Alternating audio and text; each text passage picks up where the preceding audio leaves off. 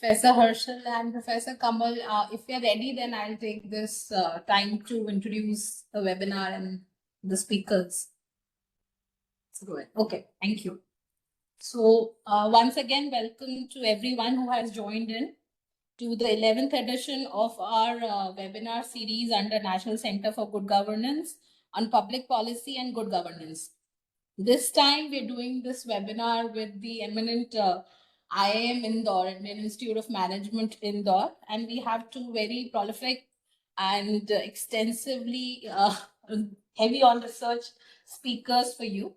Our first speaker is Professor Harshal. He is going to speak on the topic complex problems and policy making. And our second speaker is Professor Kamal Sharma. He's going to speak on the topic, the struggles of digitization. Let me introduce the speakers briefly to everybody who has joined. Professor Harshal is a professor in area of operational management and quantitative techniques at Indian Institute of Management, Indore. He's a fellow of Indian Institute of Management, Ahmedabad, and has also served as Fulbright postdoctoral fellow at Arizona State University in the US. His research interests include theory of constraints, perishable inventory management, supply chain management, and policies related to healthcare management. He has many publications to his credit, along with the book chapters by Springer. Our second speaker is Professor Kamal. He is currently a faculty and chair of strategic management at IIM Indore. With over 2 decades of research experience, his academic work focuses on leadership, business history, mindfulness, and decision making. Professor Kamal is a trained mountaineer and a paraglider pilot, and also a yoga teacher. He's trained at the eminent institutions of Ministry of Defense, mountaineering and rock climbing at Nehru Institute of Mountaineering, Uttarakhand, just to name a few. So we welcome both of the speakers for the day, and I request our first speaker, Professor Harshal, to please enlighten us on this topic, complex problems and policy making. Thank you so much to you and to everyone over here, and thanks to the Institute for allowing us to express our thoughts. So I would try to keep my talk limited to about 30 minutes, if that's okay. And then from there, I think Professor Kamal will take over. So let me try and share my screen and I'll take you through this topic. Let me just... So I hope you're able to see my screen. So let me start with this topic of complex problems and policy making. When we talk about policy making, this topic of complex problems keeps coming again and again. So how to go about it is basically the agenda for this particular talk. So complex problems are often observed in various socio-economic, environmental, public administration, policymaking, legal, even in organizational problems. This complex term keeps coming. And many times people don't use complex problems per se. They sometimes use complex, messy, ill-defined, wicked, ill-structured. There are many names to these varieties of problems. Now you might be wondering, why am I talking about complex problems today? Because you'd very soon see that there are a lot of problems in public administration that actually have the same characteristics that complex problems exhibit. So what are the characteristics of some of these complex, messy, ill-structured, wicked problems? So typically these problems involve a variety of stakeholders, and these stakeholders have different interests. And because they all have different interests, pursuing a common objective becomes very difficult. So people don't even agree on what the common objective is, because different people have many times partially overlapping, sometimes even conflicting interests, which is why diagnosis of the real problem becomes very difficult. So when it comes to complex problems, what is the real problem actually becomes a big problem. People just don't agree on what the real problem is, which is why fights are inevitable. So when people don't agree on what the real problem is, it's going to be very hard to get an agreement on what the solution is. And invariably, when you implement a solution, they have consequences. They have good consequences for some stakeholders and bad consequences of many stakeholders, which is why if you're in public administration, you would have experienced this problem that I tried to solve one problem and then I created many more. Uh,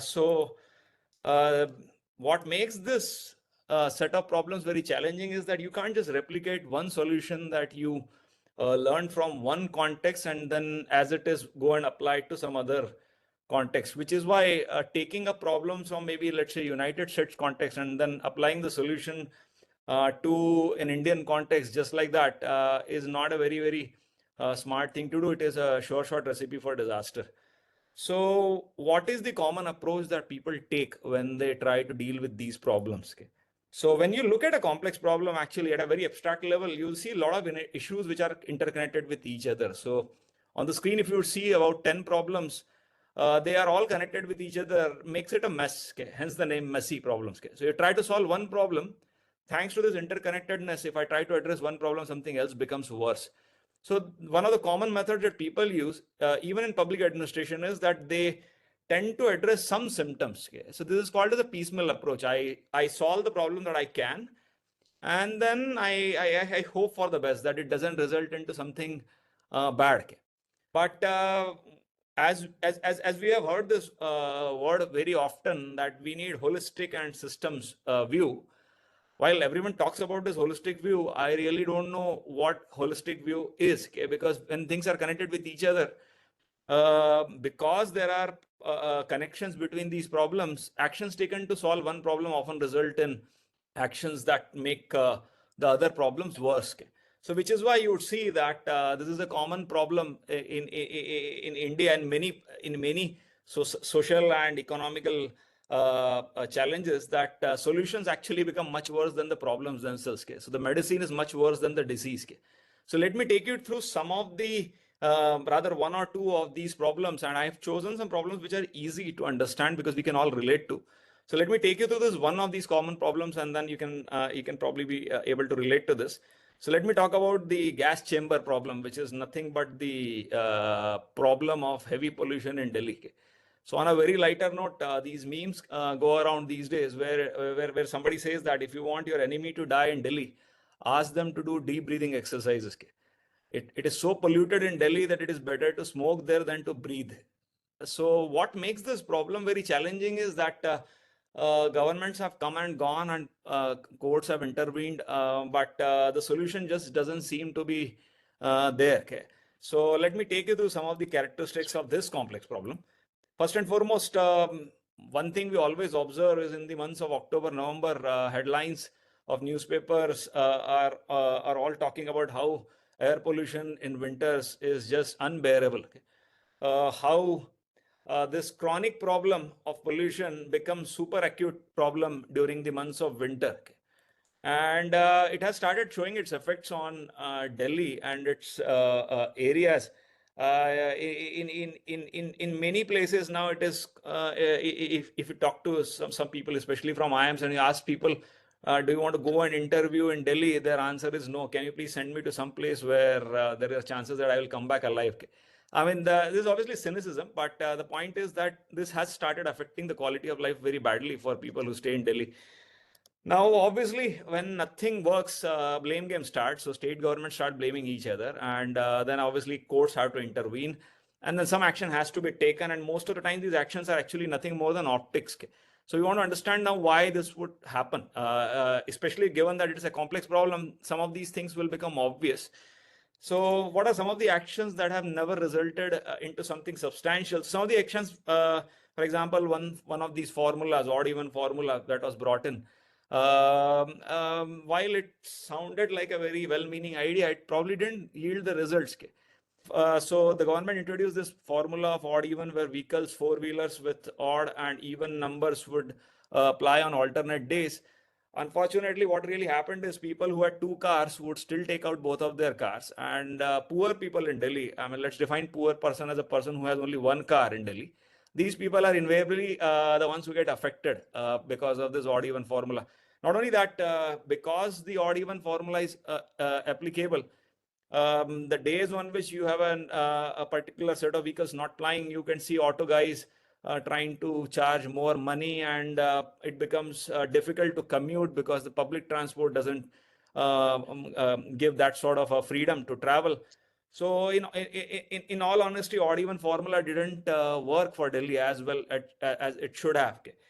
The problem is that that is not the only step that didn't show results. The courts came in and then they started saying that you may want to convert all the public transportation fleet to CNG. Obviously, there is now a drive to even convert the other vehicles to CNG, and then there are these policies regarding how all vehicles cannot have more than a certain age. But remember, these rules are actually being mostly applied to four-wheelers, and then there are two-wheelers which are still unregulated.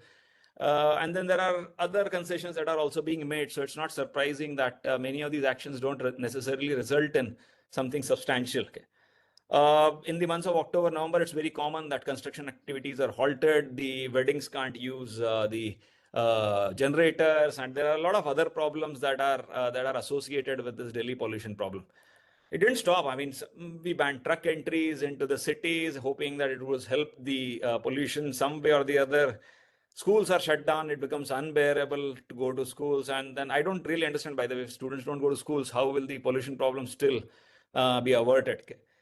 Finally, yeah, there is known fact that people burn crops, so some subsidies are being given, and actually none of these things have shown remarkable reduction in the months of October and November. So ultimately, people give up, and then some of the people who have money resort to air purifiers, and we all know they are not very cheap.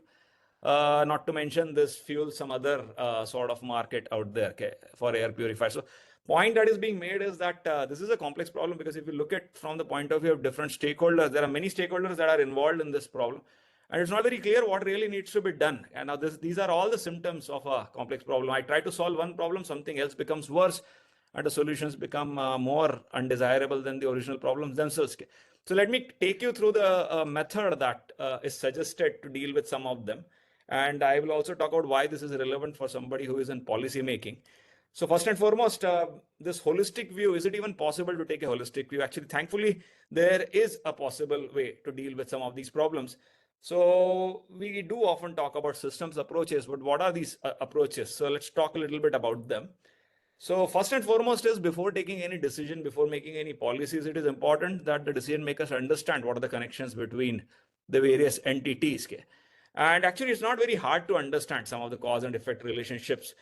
What is really helpful is to realize that when we look at systems, they are not necessarily disjointed set of entities. So these problems seem to have some cause and effect connections. So you should always be able to identify connections like 1 leads to 2 and 1 leads to 10. And then there are connections which actually originate from very few entities.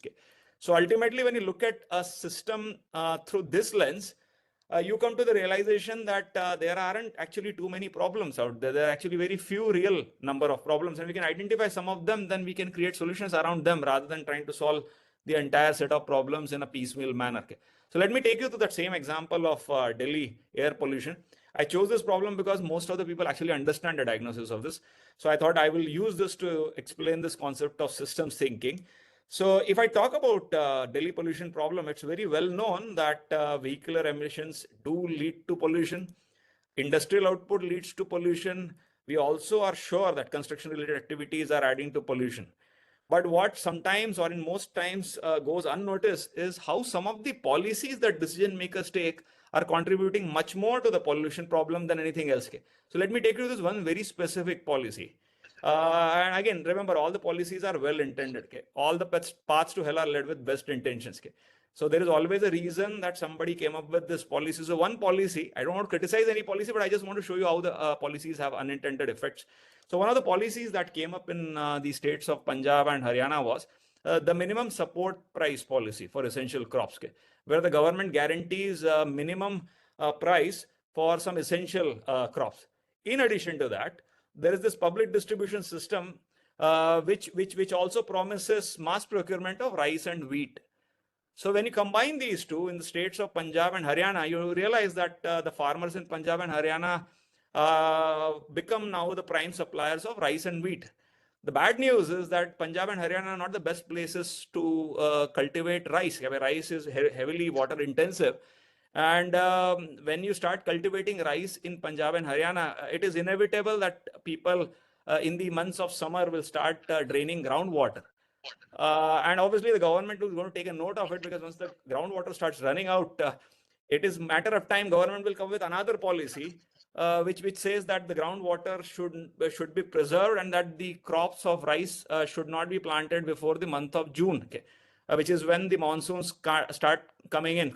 So invariably, when you start sowing rice sometime in the mid-June, you do solve the groundwater problem. But what really happens is then the weather window, the window remaining for sowing wheat becomes very limited, because the wheat has to be sown in the month of November, and the rice will be harvested sometime in the month of late October, leaving you maybe 15 to 20 days to clean up all the remaining stuff. Okay? The harvesting and cleaning up the fields to prepare the fields for the next round of sowing, which is of wheat. Now, government does give some sort of alternatives to stubble burning, but these are very costly and logistically difficult. So, like it or not, farmers have no option but to start burning the paddy residues. The issue now is that many times people blame farmers for burning paddy residues, but there is a whole chain of cause and effect that leads to this particular action. And this actually becomes a bigger contributor to pollution than anything else. And what makes the months of October and November so special is that Delhi has a very peculiar weather. Okay? I mean, especially in the months of October, the winds are low. It's a very cold and dry weather out there. So when you combine this with high levels of pollution, you should see some remarkable increase in air pollution. That's why what I was talking about earlier is that how you start seeing acute seasonal problem, which is actually a chronic pollution problem. But obviously, when you start seeing these pollution problem in the months of winters, government has to chip in and some action has to be taken. Courts will also chip in. So schools will be shut down, construction activities will be stopped, and then obviously the usual blame game would start. And then after 2 months, everyone will forget about it. But problem is that actual pollution levels don't go down because the real issue has not been addressed.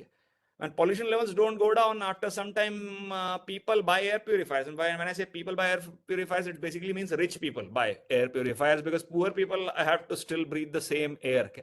So you would realize that the same structure that I was talking about earlier, there are very few causes, and then there are effects, and the causes are invariably some sort of a policy, which is why the session talks about what is the role of policymakers. Okay? So knowingly or unknowingly, policymakers actually contribute to a large variety of problems. Okay? And this is not the only case. I mean, I'm not going to go into details of the further problem, but my colleague, Professor Kamal, has been to this particular place. And this place, Mount Everest, is another classic problem in policy making, which there is a lot of discussion in newspapers around how over-tourism is killing Mount Everest. And if you again look at Mount Everest, you'll see these problems, which again look all disjointed from each other, and yet at some level, they're all connected with each other. For example, Nepal's economy heavily dependent on tourism, and you will get to hear every year how a lot of people are dying on Everest. Sherpas are dying on Everest, the ones who take the mountaineers to these expeditions. How the queues are huge. I mean, it is bigger than some of the traffic jams in Bangalore and Delhi. I mean, you have much bigger traffic jams on the top of probably the highest place in the world, which is also one of the riskiest places in the world to be.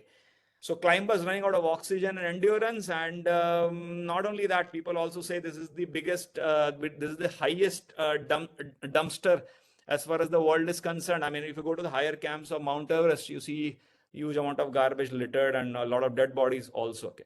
Again, I don't want to go into the details of it, but one starts doing the same analysis over here, and you see the same patterns that we saw in the previous problem. There are some policies, and then that lead to all sorts of undesirable effects. For example, Nepalese government till few months back was handing out permits like anything. There were practically no restrictions on who can climb Everest. So when that's the case, a lot of people who want to go to Everest are there on the mountain. And when you don't have very strong checks and balances, you will see a lot of agencies who don't do any sort of a background check on the climber's experience. So you have now a lot of people, and in that you have a lot of inexperienced people who are climbing mountain for the first time. No surprises that when you are going to tricky places like Everest, there will be traffic jams. And when there are traffic jams in places where people shouldn't be waiting for a long period of time, deaths are going to follow. Okay, injuries are going to follow, and unfortunately, the deaths not only of people but also of Sherpas, but also of the other support staffs and things like those. And it's difficult to retrieve dead bodies from mountains. It is difficult to retrieve garbage from mountains because the garbage just doesn't decompose. So it becomes difficult to clean this. Again, these are all connected with each other, and at the bottom sits some policies. So long story short, a lot of problems, but there aren't too many solutions unless the key policies are addressed. One can do some small quick fixes here and there, but unless the real issue is solved, which is again here permits, it is difficult to address this problem. So to quickly summarize my talk, good news for policymakers is that no matter how complex a problem may look like, the root causes are going to be very few. And this is a very commonly said thing in the world of policymaking and management, that 80-20 rule applies to all wakes of life. 80% of the problems are created by 20% of factors. But system thinking goes one level further. It says that it's not 80-20, it is 99-1. So 1% of factors are responsible for 99% of the problems. And another good news is that the root causes are almost invariably policies. So in another word, policy making is job of top people who sit at the top. And there is another saying that bottleneck is always at the top of the bottle. So people who are doing policy making are necessarily need to be aware of this systems thinking. They need a formal training in systems thinking because otherwise, as we have talked about, the solutions that they will churn out will be trying to address a certain symptom, and solutions are often worse than the original problems. So if somebody applies these rules of systems thinking, which are by themselves not very difficult to apply, they can actually help you with the diagnosis of some of these common and complex problems. More importantly, it avoids that hit and trial based solution that takes years and years to perfect. That is why I thought this topic might be of some interest to everybody. I will share some of the references, so some of the people who are involved in policy making to take a look at some of these texts. They do help the policy planners to come up with policies which have a potential to address a large variety of problems.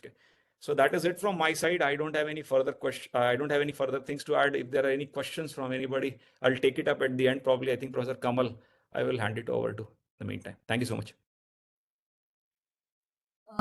Thank you, Professor, for kind of first giving us a voice of dissent and also then consoling us with some respite that it's not all bad that is happening. So now as already put forward in the chat box, if there are any questions, queries or comments, you can post it in the chat box. We'll take it in the end after the second speaker has conveyed the message. So you may put the questions in the chat box. Now I invite Professor Kamal to please speak about his topic.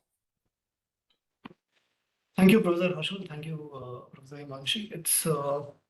I think it's a difficult job to follow Professor Harshal because essentially what he does is the root of all management and policy making. But I'll try to follow up on a very important factor. In fact, much of what I will be showing, in fact, much of the things that I'll be discussing also have a lot of overlap with Professor Harshal's comments that many of the problems will have some very few bottlenecks, and people will have their own objectives because of which their decisions will be made. And often these objectives will not be aligned with many other things which are going on. And while he gave the example of mountaineers on Mount Everest, one way of thinking about what I am talking about, which is digitization and the problems of digitalization in different organizations, is to think of a Ferrari on a Bangalore road. So I'll explain what I'm talking about. But I specifically wanted to just first thank you for coming on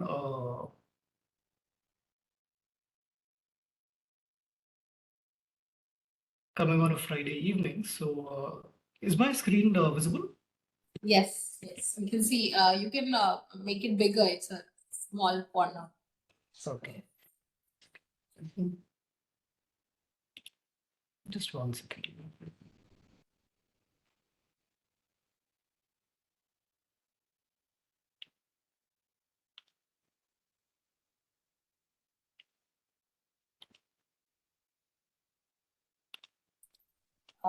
Your screen sharing is gone, Professor. Yes, now is it on? Okay. It's ironical that a person who's Yes, talking about yes, we're back. digitization will struggle with digital technologies, but that's the reality. So, for all of you, since you have come on a Friday evening before we move on, I thought that I'll just come ahead with the top-down approach. This is the main takeaway of the presentation. So if you get bored somehow midway, then we can stop and you can take away, you can keep this as the main takeaway. So essentially what I'm arguing out here is that there is this interplay between technology, the organization imperatives, and the people.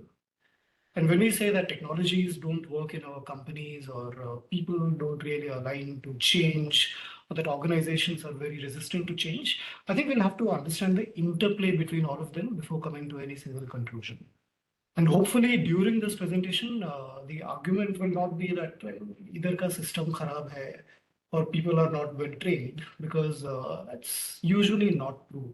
A lot of people in the organizations are willing to change. All of us are willing to change. In fact, I would say that most of us are much more comfortable with technology than most people in the developed world, right? Look at how the American elections are held. They will do paper ballot and then they'll fight for the next 4 years whether there was any problem with the paper ballots. Out here, even the absolutely uneducated person in the remotest village, in perhaps the most backward state in the country, will just go to the election office, the election center, press a couple of buttons, no training necessary, and the thing is done. Right. So in terms of technology, I think people are willing to learn. As Indians, we have the luxury of UPI and many other such systems, which are perhaps the dreams of many of the people in other countries, including the developed world. So people perhaps are not necessarily to blame. Maybe organizations, but organization, is it simple for us to say that organizations are just resistant to change and that's why nothing will happen? Maybe not. Right, so I'll go into the details of this, but this is the main takeaway. If you want the session to end, we can end out here. But let me just talk of the digital platforms itself. Why is it that a lot of companies and in fact governments and various departments are so gung-ho about digital platforms? In fact, right now, why is it that NCGG, Professor Himanshi is taking the effort for reaching out to so many people, and on one side and on the other side reaching out to academia and getting this thing in place, right? So in some sense there is this element of network effect that comes in, wherein the cross-site network effects, wherein the academia can get in touch with the practitioners very quickly, and there's a lot of interaction that can happen out there. That's much easier on digital platforms than on physical spaces. Of course, the value creation itself is absolutely necessary. Digital platforms can generate, deliver, and capture value in innovative ways which are just not possible in the physical world completely. And over time, some of these things become strategic assets, right? So maybe 10 years down the line, when NCGG has done perhaps 10,000 different speeches like this, they have a knowledge base, a recorded knowledge base, which is absolutely ready to be rolled out, right? And just imagine the sort of big data that they will have on critical topics 10 years down, given that they are recording practically all the speeches, all the talks regularly. And yet we see that more often than not, many of these platforms are underutilized. They could be absolutely sophisticated, but the user engagement can be low. NCGG today has the capacity to reach out to maybe 15 lakh people simultaneously, but max how many people would join a particular session, Professor Himanshi? Maybe 100? I think there are approximately 37 people right now. Right, 37 now. At the best days, maybe you'll have 100, right? Yeah. But the capacity that you've built up could be a few million simultaneous attendees. So there is this element of low user engagement. Capacity. Kamal, you asked capacity. How many of them we have capacitated? So it's Right. more than 6,000. 6,000, right? So Yeah. 6,000 people can simultaneously log in, and maybe 10% of them are logging in right now. Right. So that's the idea of low user engagement, despite the very tangible benefits. Right, and we generally see that the resistance will come both from the users and possibly sometimes from the organization itself. Right. So to understand digital platforms, let's understand it on three different angles, not just on the angle of engineering or technology.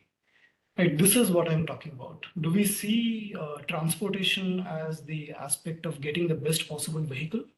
Do you want to buy a Ferrari or a Lamborghini and then, like Professor Harshal said, get stuck with that odd even number plate, so you can only drive it in one day in winters in Delhi, or you get stuck in Bangalore traffic. There is this joke that it's easier to get into IIM Bangalore from the airport through CAT than through the than driving to Banerghatta. Right. So one aspect is the engineering construct. The other aspect is the organizational construct. When you're talking of changes in the way people interact with each other, the entire hierarchy can change. The organization itself can become a very different organization. The boundaries of the firm itself will change. Right? There will be a lot of fluidity that comes in once you have moved on to a digital platform. And at the center of it, there has to be an economic rationale for what you're doing. Right? If, let's say, for the purpose of this particular engagement, NCGG could have reached out to 6,000 people, called all of them for a retreat in Delhi, hopefully not in winters, but the financial structure of that would have been extremely horrible for you, right? So maybe you would have had budgets, an entire year's budget gone on a single retreat. But within that, right now, you are able to reach out to maybe 6,000 people every weekend or every month. The multiplicative aspects are definitely there, right? So three different aspects of understanding what digital platforms are: engineering, organizational, and economic. And yet we see that organizations themselves are very, very resistant to change. And that's one of the most common complaints that people have. It doesn't matter whether we are sitting in IIM Indore or you are sitting in NCGG or you are sitting in any of the other departments of the government of India. Everyone will say that change is not possible in our organization. And typically it just comes down to two or three things. One are the internal constraints. If an organization has invested a lot of money to make a platform work or make a process work, then they'll be very hesitant to call it a failure and then move on. And the sunk investments are extremely difficult to overcome by the most well-meaning top management. Right? Maybe CAG will come after you and say that, well, the organization spent 10 crores on setting this platform up, and you just rolled it out on within 1 month of joining. There are entrenched organization form, incentive structures, there could be political resistance, and usually managers will work under idea of bounded rationality. Apart from that, there are external constraints, there could be legal barriers, there could be resource availability, competition, and finally, there could be isomorphic processes, which is essentially that if IIM Indore is doing something, then maybe some other new IIM, maybe IIM Amritsar will look at us and try to essentially align themselves with what we are doing, right? And there could, of course, be these professional grading agencies that will also try to make sure that we try to influence how the companies will work. In fact, if you look at the background that Professor Harshal and I am sharing, there are three different certifications that we are showing off, that we have got certifications for everything.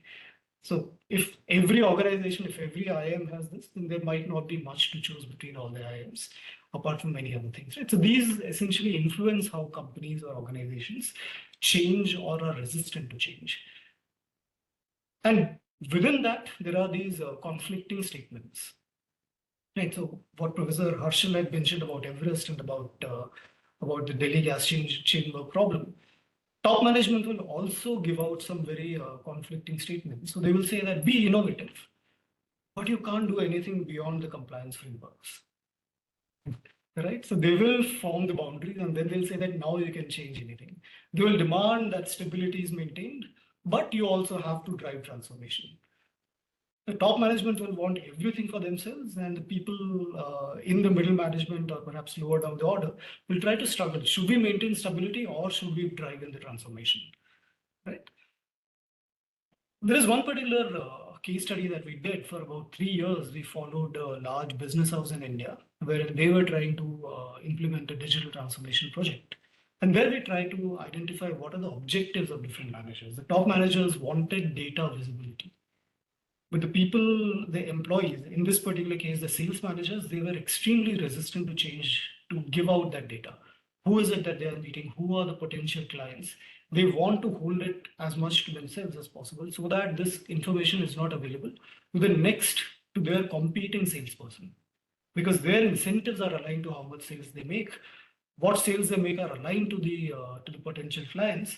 And the moment this potential client data is available to everybody else, their nearest competitor will come and swoop down the data. So the individual salespersons will have one objective, but the managers will have a very different objectives. And then you also know that the existing tools that people use, they can be pragmatic, they can be personalized.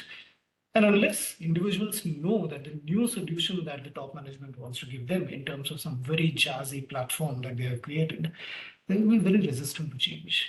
And I say I do this all the time in my organization that well, I'm very comfortable with using Excel. Why do you want to shift to a new way of doing things? Why will I even shift to, let's say, even a Google Docs? Right. So there is that element of new things that I need to learn. So essentially, it comes down to 2 or 3 things. Why does the best technology does not win? There is this element of technological affordances. The tech itself can be good or the tech itself can be bad. We've had examples of extremely good technology. We've had examples of technology which promises a lot and does not quite deliver. Right? I think many of you would have at least struggled in some ways, wherein even your online grocery, etc., did not quite work out.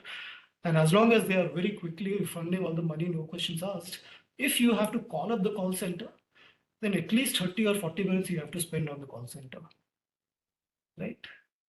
Technology also has failures, but let's assume that there is the best technology, the best platform available to you. There are also organizational imperatives that come into play. Right? The strategic, structural, cultural dynamics that influence the implementation and the usage. Right? And then, of course, there are the individual preferences, the lived experience, the motivations, the perceptions of end users about how useful the technology is. Right? More often than not, what eventually happens is that if the top management has decided that we will get the best possible technology and we will make it work, they will get the best technology, they will spend a lot of money. But individuals like me will say, you know what, I'm much more comfortable in just sending messages to each other on WhatsApp than this wonderfully connected app that the government or my department has developed, which I have to download on my cell phone and I have to keep it on 24/7. If WhatsApp can do the trick, then I'll stick to WhatsApp. If Microsoft Excel can do the trick, then I can stick to Microsoft Excel. I will not shift to a better thing. The lived experiences, Indians are very good at jugaad. We have done jugaad. We have already come to a solution. That solution solves 80% of our problems. For the next 20%, if I have to go back and learn something new, maybe I'll not do it. And yet the top management will try to push the technology that they have decided onto all the employees. Right? So again, if we come back to this idea of the triad, essentially we have to look at the technology, the organization, and the people. Within the people and the organization are the incentives aligned. Top management wants to have as much data of the employees as possible. The employees want to share as little data as they can to their top managers. As a policymaker, you would want that you know what your employee is doing at what point of time. But as an employee, you don't want to tell your bosses or the people in the ministry about what you're doing at that particular point of time. Right? There is this inherent conflict. In terms of this technology to people interaction, there has to be a functional gap that needs to be informed to the people. Simply because Indians, we are good at jugaad, does not mean that we will say no to a better technology. As long as this functional gap, what is it that this technology is filling in, that is clear in the minds of people, maybe the people might not shift. And the organization itself, the design and hierarchy. Is the organization so stiff in its hierarchy that a technology which flattens down all the hierarchies, maybe the organization will resist a lot of changes. Right? You can get the best technology, you can get the best vehicle, but if the traffic does not allow you to move forward, you will be moving forward only at the highest speed that the rickshaw in front of you is riding at. Right. So as policymakers or as managers, you might want to ask three central problems when you are thinking of launching any new technology. One, are all the stakeholders aligned? Each stakeholder will allot their efforts only on the perceived value extraction. What is it that they can get from the new platform? There are opportunity costs, there are hidden risks, and every individual will play and optimize their own costs and profits. As managers, you might want to tell the people that, you know what, there is a benefit in moving on to the new technology, and equally, there is a loss in not moving on to the new technology. Right? So it's not simply that the new technology is a staircase to going up. If you go up, you will do better. It's also that if you're just standing there, then there is an alligator who's coming to eat you up. And if you don't go up, then the alligator will kill you. Yeah, so there isn't that element of carrot and stick. There is this element of benefit and loss, and the communication has to happen very well. Second, understand whether people already have a solution. When a tech vendor comes to you and says that, sir or madam, please use our technology, please use Cisco, please use Google, please use Microsoft, they will try to sell you from an idea that you will never be able to speak to anybody else without their solution. That's when they can get the maximum billing from your organization. But then people have already created a solution. Right? For 40 people to be on a call, maybe I could have done a WhatsApp call. Right? People have already found solutions. These solutions are not the best solutions, but they're effective to some extent. They're efficient to a large extent. The gap between what their current solution is and what the technology promises, that is key. That the top management needs to keep in mind before making the decision of moving on to the new platform. And finally, have you looked at the non-technology aspects? Success hinges on how the system interfaces with the current practices, user beliefs, and the organizational culture. All of these need to be aligned. All of these need to be solved before you make that policy decision, that 1% decision, which is going to affect practically every other rollout for the next 5 years or 10 years. That is the 1% input that Professor Harshal spoke in his presentation earlier. So let me just end this and let's open this for further discussions. I think there are quite a few questions that were coming up. Thank you, Professor Kamal, for this. And now we are, like you said, we're going to take the questions that are being posted the chat box. So first, as we can see, is how complexity shapes the policy. And I think the next question is also aligned to that. What are complexities and possible solutions in informing existing policies? Okay, so we can take these two questions maybe by Professor Harshal. The first two. Yeah, so thank you so much for this question. So I will just reframe this question slightly differently, how complexity shapes the policy. In fact, systems sciences say that policies create complexities. And the mistake that policymakers make is that they try to solve one problem and then they create a policy around it and then create a new problem. So which is why the answer to both of these questions in a very short form would be that somebody has to first sit down and think about the connections between various entities before they take a decision. So most of the time in our world, somebody who takes quick decision is considered to be intelligent. What we don't want is quick decision makers, but somebody who will take their time and ensure that at least at the level of decision making, they have done enough thought exercise, and they're not trying to solve just a symptom. They're looking at a slightly longer chain of things. We have more, I think, this particular talk by you, Professor Harshal, has really shaken some people. So the next is, up to what extent think tanks can influence the public policy, and then if all the stakeholders are taken on board in policy making, and there is a political will, can we not solve complex problems, for example, Delhi pollution?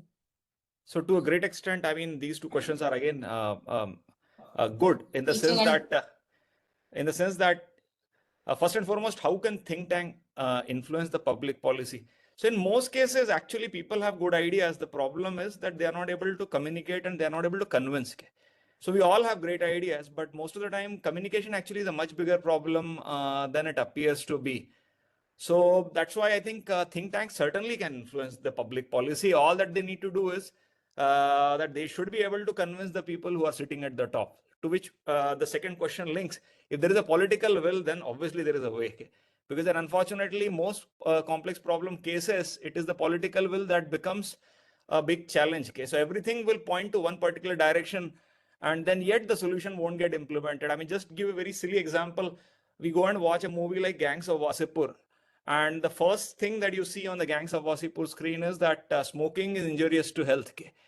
Well, I understand smoking is injurious to health, but I think when you watch the movie, people are dying left, right, and center, and smoking is certainly not the most injurious thing that is going on as far as that movie is concerned. So, as Professor Kamal was talking about, a lot of contradictory things are said when people don't consider. They want, on the one side, to not lose the revenues that come from the sales of tobacco, and on the other hand, they are afraid of what sort of problems would the tobacco lead to in terms of the healthcare costs. So the long story short is that somebody who is taking a decision needs to be able to come out of these dilemmas. As Professor Kamal was talking about dilemmas, if they don't have a solution to, and if you stick to an optimal solution, all the parties will be angry. So an optimal solution is not a solution that makes everyone happy. In fact, it's quite the opposite. If you go for an optimal solution, everyone will get partly what they were looking for, and then they would resent such solutions. So the idea here is to, before taking any decision, somebody needs to sit down and think through the cause and effect, and then verbalize the core dilemma, and then find a way out of it before implementing some half thought solutions. I think that would be my response to this question. Thank you. In fact, let me add a couple of other things out there, with your permission, Professor Manchi. Bad ideas have a long life. If something bad has been implemented, it's practically extremely difficult to roll it back. Right. So when we talk about political will, and just think about this. If a politician even decides to roll back MSP, then that's the end of that politician in some sense, right? So there are some ideas which are implemented for a particular purpose will stick even when the purpose has ended, right? And in these kind of situations, maybe good ideas can come not from within the system, but from outside the system. So that's where some of these think tanks can play a role.